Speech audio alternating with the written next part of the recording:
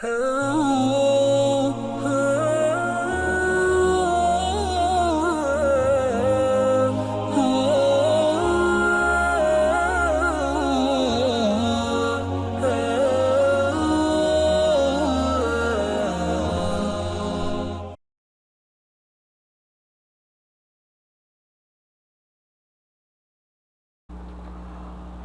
الله الرحمن الرحيم.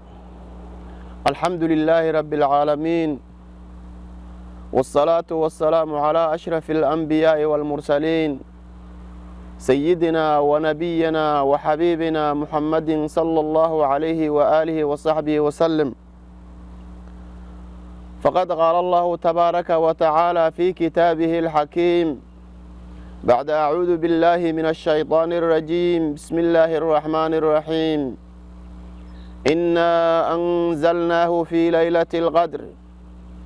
وما أدراك ما ليلة القدر ليلة القدر خير من 1000 شهر تنزل الملائكة والروح فيها بإذن ربهم من كل أمر سلام هي حتى مطلع الفجر. وقال الله تبارك وتعالى: بسم الله الرحمن الرحيم. حاميم والكتاب المبين إنا أنزلناه في ليلة مباركة إنا كنا منذرين فيها يفرغ كل أمر حكيم أمرا من عندنا إنا كنا مرسلين. صدق الله العظيم. إخواني في الله، إن شاء الله waxaan rabaa maanta inaan ka soo jeediyo halkan mowduuc ku saabsan tobanka dambe ee bisha Ramadaan, fadaa'isheeda iyo khayrkeeda iyo barakada Ilaahay subxaanahu wa ta'aala uu dhex yeelay. intaa markaan ka sii gudbo waxaan raacin doonaa qayb yar oo ku saabsan zakaatul fitri ee bisha aan ku jirno oo Ramadaanka ah, maadaama gabagabo uu yahay qofka islaamka ah waxaa looga baahan yahay in uu bixiyo sadaqada la yiraahdo zakaatul fitri. marka taas ayaan raacin doonaa insha Allah ta'ala. labada qodob ayaan ku soo gaabsan doonaa. Ilaahay subhanahu wa ta'ala quraankiisa wuxuu inoogu tilmaamay fi suurati inna anzal. Ilaahay wuxuu leeyahay subhanahu wa ta'ala: inna anzalnahu fi laylatil qadri. inna anaga ayaa anzalnahu soo dejinay qur'aanka, anaga ayaa soo dejinay buu Ilaahay subhanahu wa ta'ala. anzalnaa dejinahu oo qur'aanka ah fi laylatil qadri, sharafkii leyladiisa ayaan soo dejinay. laylatul qadri Ilaahay subhanahu wa ta'ala ayaa noogu waramay. laylatul qadri waxay tahay ilaaha qur'aankiisa noogu tilmaamay. Ilaahay wuxuu leeyahay: wamaa adraaka ma laylatul qadri. nabi maxamedow maxaa ku ogeysiiyey laylatul qadri waxay ay tahay? laylatul qadri waxay tahay maxaad ka taqaanaa? Ilaahay wuxuu leeyahay marka laylatul qadri khayrun min 1000 shahrin. habeenka la yiraahdo laylatul qadri waxay ka khayr badan tahay, waxay ka baraka badan tahay, waxay ka faa'iido badan tahay 1000 bilood buu Ilaahay subhanahu wa ta'ala. laylatul qadri khayrun min 1000 shahrin. sidaa markay tahay Ilaahay wuxuu tilmaamay tanazzalul malaa'ikatu war ruuh. habeenka laylatul qadriga ah ina Ilaahay malaa'iktiisa samada ka soo degayaan, malaga la yiraahdo malakul jibriilna uu soo degayo.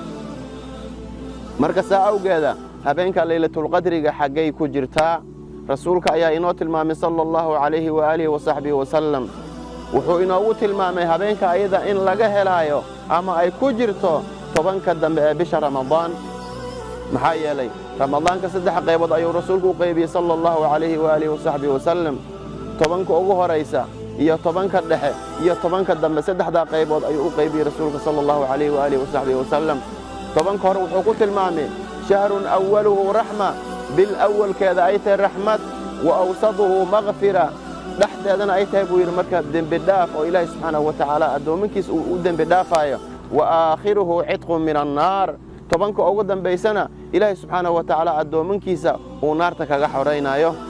marka tobanka ugu dambe ayaan hadda dhexda kaga jirnaa oo bishii Ramadaan ahayd oo barakada badneed. marka saa awgeed waxaa loo baahan yahay qofkii islaamka ah uu ilaahay subxaanahu wa tacaala waafajiyey tobankaa dambe bisha ramadaan inuu ka faa'iidaysto. muxuu kaga faa'iidaysanayaa? wuxuu kaga faa'iidaysanayaa cibaado ilaahay subxaanahu wa tacaala uu cibaadaysto. wuxuu kaga faa'iidaysanayaa salaad oo salaad la yidhaha salaatu tahajud ama salaatuleyl ayuu kaga faa'iidaysanayaa. wuxuu kaga faa'iidaysanayaa qur'aan akhris uu kaga faa'iidaysanayaa. wuxuu kaloo kaga faa'iidaysan karaa adkaarta inuu badiyo, dikriga inuu badiyo, tasbiixda inuu badiyo ayuu kaga faa'iidaysan karaa. sidaa awgeeda ummuna caaisha waxay dhehaysay radia allaahu canha wa ardaaha kaana annabiyu sala allahu calayhi waaalihi wasaxbihi wasalam nabiga wuxuu ahaa idaa dakhala alcashru alawaakhiru min ramadaan bisha macnaha tobanka dambe ee bisha ramadaan markii la gaaro kaana axyaa laylahu habeenkiisa ayuu noolayn jiray rasuulka sala allahu calayhi waaalihi wasaxbihi wasalam washadda mi'zarahu guntigiisana wuu adkaysan jiray rasuulka sala allahu calayhi waaalihi wasaxbihi wasalam wa ayqada ahlahu ehelkiisa iyo awlaaddiisa iyo xaasaskiisana wuu toosan jiray rasuulka sala allahu calayhi waaalihi wasalam. marka saa awgeeda waxaan kaga dayanaynaa cibaadada aan samaynayna rasuulkeena muxamed ah sala allahu calayhi wasalam. marka say ummuna caashi ay noo tilmaamayso rasuulka maadaama uu ahaa tobanka dambe inuu habeenkii noolayn jiray oo cibaado uu ku noolayn jiray, uu sadaqo ku noolayn jiray, uu macnaha ku noolayn jiray, dikri uu ku noolayn jiray, saas ah annagana nalaga baahan yahay. maxaa yidhaah rasuulka sala allahu calayhi waaalihi wasaxbi wasalam caaisha waxay leedahay wuxuu ahaa rasuulka inuu habeenkii dhan salaada uu istaagan yahay xataa tatafadarat qadamaahu ilaa gomadihiisa ama lugihiisa ay ka bararaan ayuu rasuulka taagnaan jiray, uu cibaado u taagnaan jiray, uu salaad u taagnaan jiray, oo alla bari u taagnaan jiray, uu ilaahay albaabkiisa u taagnaa rasuulka sala allahu calayhi waaalihi wasaxbi wasalam.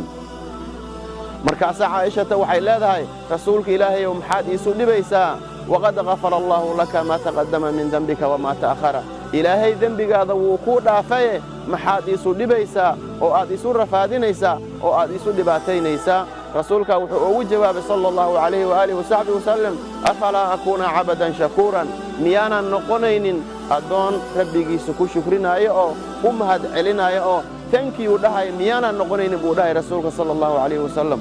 marka sidaa darteeda waxaa loo baahan yahay qofka islaamka ah inuu ka faa'iidaysto tobankan dambe ee bisha ramadaan siduu rasuulka macnaha uu samayn jiray sala allahu calayhi waaalihi wasaxbi wasalam.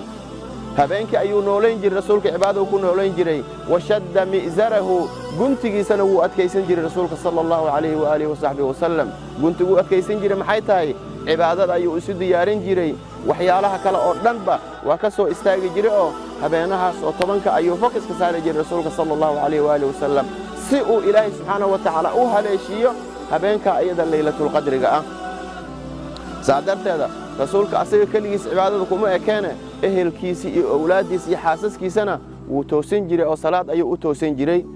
waxaa loo baahan yahay qofka muslimka ah saasoo kale faa'iidooyinkan fursadahan oo qaaliga oo dahabiga ah markuu ilaahay subxaanahu wa tacaala waafajiyo asaga keligiis inuusan isku koobin. ehelkaada kici, xaaskaada toosi, haddii aad gabar tahay gabar yahay ninkaada toosi, awlaaddaada toosi, ka faa'iidaysta dhammaantiina faa'iidada ayada ah, faa'iidada dahabiga ah oo qaaliga ah oo mar kastaba aan joogin ka faa'iidayso. adig kaligaad aynu kugu koobnaanin. marka sidaa darteeda waxaa loo baahan yahay ikhwaanii fillaah in aan ku dadaalno cibaadada ayada ah tobankaa dambe la samaynaayo oo ilaahay subxaanahu wa tacaala loogu dhowaanayo in aan ku dadaalno. ilaahay subxaanahu wa tacaala hanaga abaalmarye. saa darteeda rasuulku wuxuu ahaa sala allahu calayhi waaalihi wasaxbi wasalam caaisha waxay leedahay radia allaahu canha kaana yajtahidu fi alcashri alawaakhir. wuxuu ahaa rasuulku inuu aad u dadaalayo tobanka dambe ee bisha ramadaan maa laa yajtahidu fii hayriha. in uusan dadaalaynin labaatankii hore oo bisha ramadaanka dadaal uusan samayn jirin ayuu rasuulka tobanka dambe uu samayn jiray. sidaa bay leedahay ummuna caaisha radia allaahu canha wa ardaaha. marka rasuulka dadaalka uu samaynaya muxuu u samaynaya? ilaahay subxaanahu wa tacaala dembigiisa wuu dhaafay. walaalayaal waxaa loo baahan yahay annaga inaan rasuulka aan ku dayino sala allahu calayhi waaalihi wasalam. cibaadadaas uu samaynaya annaga waxay noo tahay waddo iyo sunno ayay noo tahay aan ku dayinayno suu ilaahay qur'aankiisa inoogu tilmaamay laqad kaana lakum fii rasuulillaahi uswatun xasanatun uu le ilaahay subxaanahu wa tacaala. rasuulka ilaahay dayasho wanaagsan ayaa idinku sugnaata buu leeyahay. marka walidaad sidaa darteed waxaa loo baahan yahay qofka muslimka ah oo ahlu iimaanka ah inuu kaga faa'iidaysto wakhtigiisa qaaliga ah oo dahabiga ah oo fursadda ah inuu ka faa'iidaysto saa darteeda rasuulka wuxuu dhihi jiray sala allahu calayhi waaalihi wasaxbihi wasalam man qaama ramadaana iimaanan waxtisaaban gufira lahu maa taqaddama min denbihi qofkii istaaga habeenka salaad u istaaga habeenka ramadaan salaatuleyl u istaaga salaatu tahajud u istaaga salaatu taraawiix u istaaga iimaanan asagoo rumaysan billaahi tacaala ilaahay asagoo rumaysan u istaaga waxtisaaban ilaahayna ka ajar xusubsanaayo oo ilaahay ajar ka rajaynaya oo ilaahay wanaag ka rajaynaya ninkii sidaas sameeya oo salaad u istaaga gufira lahu maa taqaddama min denbihi dembigiisa wixii hore maray waa loo dhaafaa buu yidhi rasuulka sala allahu calayhi waaalihi wasaxbihi wasalam walaalayaal fursad ayuu ilaahayna siiyey subxaanahu wa tacaala fursaddan qaaliga oo dahabiga aan ka faa'iidaysanno waxaa laga yaabaa dad badoo annaga naga mid ah inayna u helin macnaha fursaddan jaanis ay ku soo gaaraan ilaahay subxaanahu wa tacaala ayaa oofsaday waad ogsantihiin sanadka aan ku jirno ga ummad badan ayuu ilaahay subxaanahu wa tacaala oofsaday oo maanta oo ilaahay subxaanahu wa tacaala haddii ay bishaan soo gaaraan kaga faa'iidaysan lahaa laakiin nasiib uma yeelanin laakiin adiga walaalkayga ah ayaa nasiib u yeelatay ka faa'iidayso anna aan ka faa'iidaysto waxaana kaga faa'iidaysan karnaa cibaadada ilaahay subxaanahu wa tacaala waxaan kaga faa'iidaysan karnaa dikriga ilaahay subxaanahu wa tacaala in aan badino qur'aan akhriska inaan badino oo tasbiixda aan badino inaan badino oo salliga nabiga calayhi salaatu wasalaam inaan badino ayaa loo baahan yahay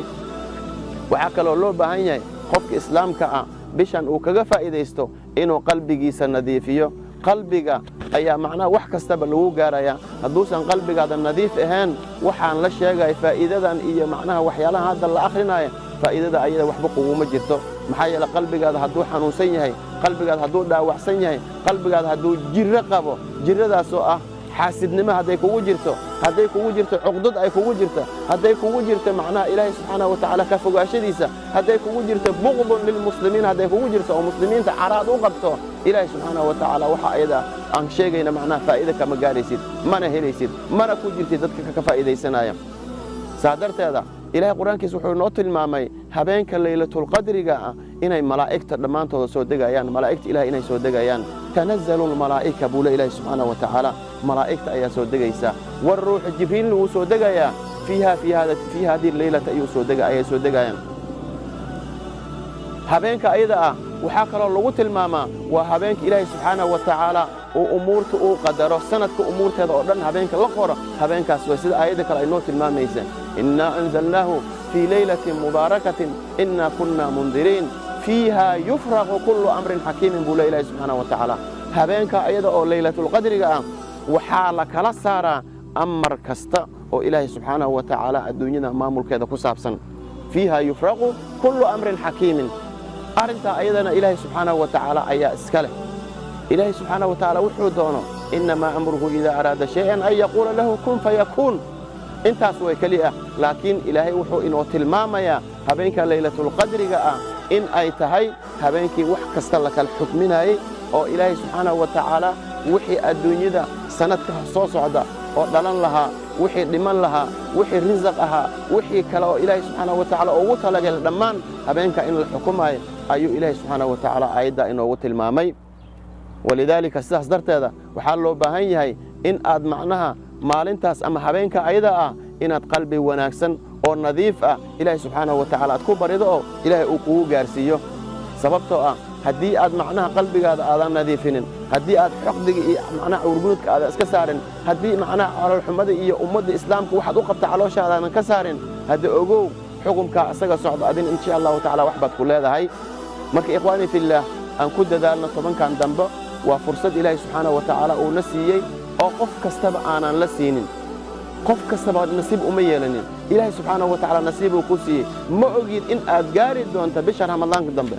ramadaanka dambe in aad gaari doonto oo aad ka faa'iidaysan doonto oo tobankan dambe aad gaari doonto taa ayada waxaad ogsan tahay ma aha marka insha allahu tacaala fursaddan aan ka faa'iidaysana idinkii annagaba aan ka faa'iidaysana ilaahay subxaanahu wa tacaala waxaan ka baryaynaa ilaahay inuu naga mad yeela kumanka ilaahay subxaanahu wa tacaala dembigooda uu ku dhaafaayo ilaahay waxaan ka baryaynaa inuu naga mid yeelo kumanka uu ku xuraynaayo waxaan ilaahay subxaanahu wa tacaala ka baryaynaa caafimaad ilaahay subxaanahu wa tacaala oo taam ayaan ka baryaynaa waxaa nagu habsaday ummadda islaamka ku habsaday islaam iyo gaal meel kastaba ay joogaan عذر إلهي سبحانه وتعالى وسودجي عذر كأسجى إلهي سبحانه وتعالى ومدة مالك استبعد جوجان إلهي سبحانه وتعالى كشافية أنت حنوسن إلهي عافية أنت حنوسن إلهي عافية أنت عافمات قبت إلهي أتاميلا أنت عافمات قبت إلهي أتاميلا أنت كبغي سن إلهي سبحانه وتعالى كبد بادية أنت أصعين قصوا قاعدنا موضوع أوهره موضوع اللبات أيام أنت كبالله إن شاء الله تعالى.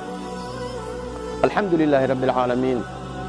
إلهي سبحانه وتعالى أيام هذا إسكاله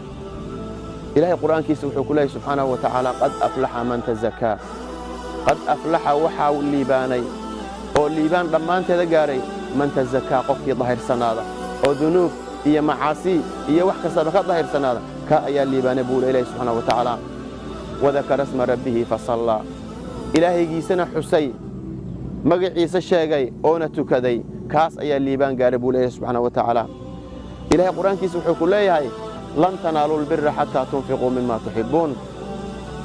لن تنالوا البر مقاريسان وناد هي الليبان هي خير هي بركة مقاريسان بول الله سبحانه وتعالى حتى تنفقوا إلا تكبحسان ما تحبون واحد جعشين واحد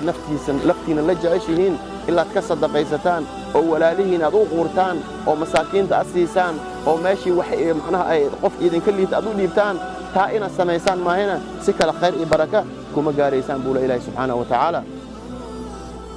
آيتك الإلهي وحكوليه هي وما تقدموا لأنفسكم من خير تجدوه عند الله هو خيرا وأعظم أجرا وما تقدموا وحد أهر مرستان لأنفسكم نففيالكين وحد أهر مرستان الدنيا المركز جوكتان أو من خير وناقة أو صدقة أو إحسان تجدوه عند الله وحاد كهليسان إلهي سبحانه وتعالى أكتيسا أي شيء أجر كيس كهليسان هو خيرا وأعظم أجرا أصدقوا كخير بدن وحد بحسان أجر حقيسة كخير بدن أيد إلهي أكتيسا كهليسان سبحانه وتعالى. ولا ليال زكاة إلى زكاة الفطر إلهي سبحانه وتعالى أيانه واجب يالي وحانا لو واجب يالي سنة اللبات رسول كان مركو إمام صلى الله عليه وآله وصحبه وسلم مقالة مدينة المنورة ولبا سنة جوغي سنة كي لبات أيان لو واجب يالي حكمة لو واجب يالي محيطة هاي إلهي سبحانه وتعالى وحنه واجب يالي أما ونقر هيبايا حكمة أياكو السوغن وناقين أياكو جرا خير كين أياكو جرا وحنا لقر هيبايا الجيدان ووحنا وناقين كو السوغن وحنا لو فصحاينا ووح وناقين كو السوغن مركا حكمة باكو جرتا مركا حكمة لو سودجيي أن أمر لو فرض يالي أن زكاة الفطر أيان وح كتابنينا رسولك إلهي وحوله صلى الله عليه وآله وصحبه وسلم حديث ابن عباس ورنايا فرض رسول الله صلى الله عليه وآله وصحبه وسلم إلهي رسولك يسوحوا واجب يالي زكاة الفطر أفرك زكاة أي واجب يالي رسولك صلى الله عليه وآله وصحبه وسلم محايتها لماذا محله واجب يالي إنسا مركا مهرة للصائم قفك صوما إن لغو طاهره إن لغو ترتبته إن لغو نذيفيه ذنوبتي إيا وحي كدعي انتي في رمضان وكجري انتاس أيا معناها أيا حكمة دعيتهاي مهرة للصائم صائمك إن لغو ظاهره محال لغا ظاهره من اللغو هذا اللغو إي والرفث وحاسور قلع قفك مؤمنك أما إسلامك انتو أوصونا وحيالا خلطات إنه كدعين وحالغا يابا إن أد بين شاكتي وحالغا يابا إن أد حمتي وحالغا يابا إن أد على الحماتي وحالغا يابا وحيالا ما لا يعني إن دقيستي وحالغا يابا وحيالا ما لا يعني إن اسكفير سنجرتي أو كمبيوتر كادي إيو تليفون كادي وحيالا أتكون مشغولة جرتي انت بشهر رمضان أتكون جرتي مركا وحيالا أسمينيسي أي معناها كاثر تريسا زكاة ليرا الزكاة والفدري سيد رسولك نوتي صلى الله عليه وسلم مهرة للصائم قفك صوما أي طهيريسا أبوي رسولك صلى الله عليه وسلم حكمة تاوي مركا فإذا ذكر محيطة مركز زكاة الفدر اللي هو واجب يلي وطعمة للمساكين ذاتك مساكين تنقوذين بيؤتها أبوي رسولك صلى الله عليه وآله وصحبه وسلم ما أنت عيداء أو ذاتك أي فرحايان أو أدي قرق هذا بريسك إيا هيلفك إيا الدوني أسميسانيسو ذاتك مساكين تنوحبا أي سنة هاي سنين أيغان وحال لو باهن ما أنت إن أي كل فرحان مساكين تا أيضا أو أيغان وحات سيسو أو أيغان فرحدي أي كل قيب سدان وضعمة للمساكين مساكين تنقود أي أوتى أبوي رسولك صلى الله عليه وآله وصحبه وسلم حكمة اللبات وحو انت الرعي رسولك من أداها قبل الصلاة فهي زكاة مقبولة. قفكي قلت الزكاة اللي يراد زكاة الفطر صلاة كهر انت صلاة عيد لا آذن أو أنا لا تكون كهر ننكي صلاة كهر أو معناها بحثة أو زكاة معناها وحي أو إلهي سبحانه وتعالى كواجب يلي بحثة وحين نقول إيسا صدقة مقبولة أي نقول إيسا برسولك صلى الله عليه وآله وصحبه وسلم ومن أداها بعد الصلاة صلاة كذب نكي بحينا فهي صدقة من الصدقات وحي كمين نقول إيسا صدقوينك الله بحيس أوكلا وحسد مدن صدقة اللي صدقة الفطر أما زكاة الفطر قفك صائمك صونكي سوى معلق سير رسولك المام صلى الله عليه وآله وسلم صونك أتصو صونت بشهر رمضان صدنك مع المضى صونت صونك هذا ملائكة انت يقادو إلهي سبحانه وتعالى ماشي أوطلق الماء يجينيسو صونك هذا مال الحياة اللي استاجنا إلا تكبح ستو زكاة اللي زكاة الفطر marka waxaad ogaanaysaa zakada liilaa zakaatul fidri in uu soonkaada uu ku xiran yahay aqbalkiisa iyo macnaha iyo xilintiisa marka saa awgeeda walaalkayga muslimka ahow walaashayda muslimada ahow zakada liilaa zakaatul fidri iska bixi waxaana loo baahan yahay qofka bixinaya zakada ayada ah waa qofkii awoodo waa markaad awoodo zakada markaad bixinayso waa markaad awoodo maalinta ciida ah iyo habeenkeeda waxaad cunto oo kugu filan reerkaada ilmahaada wax ka faadil ah markaad haysato markaas zakada bixinaysa marka waxa loo baahan yahay taa ayada maanta dadka wadankan joogo iyo dadka macnaha qurbaha ku nool inta badan inay heli karaan ayaan dareemi karaan marka walaalkaygiyo walaashaydiyo fursada qaaliga ah oo soonkaadina macnaha uusan kor uga aadaynin ka faa'iideyso oo zakada zakaatul fidriga ah la bax ilaahay subxaanahu wa ta'ala suu u sheegay ula bax masaakiintana si ay u farxaan masaakiinta duxma ay ugu dhigtaan taas loo baahan yahay